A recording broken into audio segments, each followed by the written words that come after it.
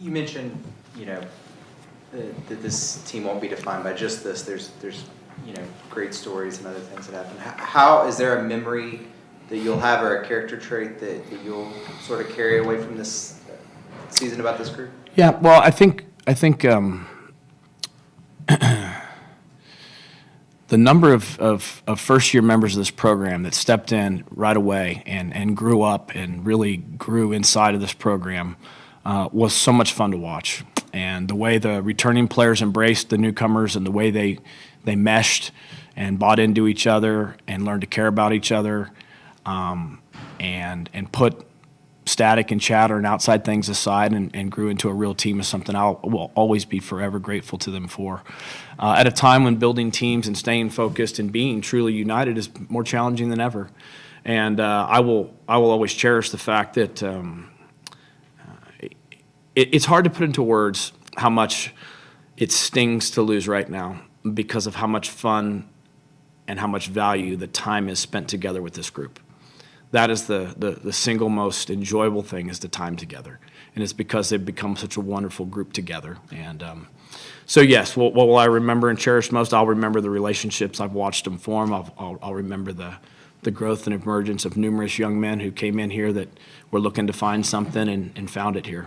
And I think you guys know who some of those kids are. You've written about them and you know their stories. So I'm very, very appreciative of them for doing things the right way and allowing us to coach them the right way and truly working to be a team. Josh, looking ahead a little bit, with how long you've been in this spot now, is this time as you start to kind of focus on next year more uncertain than it's ever been just because of everything that happens? I made a deal with myself that I would focus on these kids and this team and these games and not get drawn to the transfer portal and all the things that are out there. They'll be there tomorrow.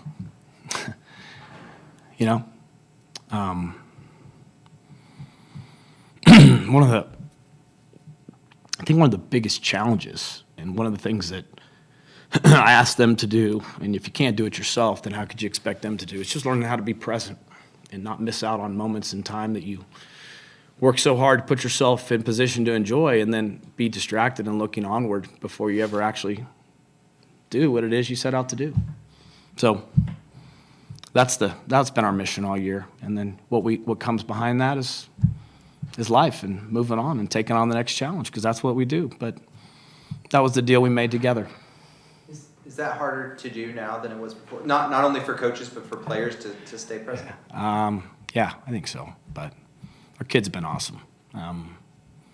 They've been awesome. I appreciate them, and I just appreciate just the willingness that they've had to, participate in their culture, but also to commit to the one that we tried to build as a team. And, I'm not sitting here,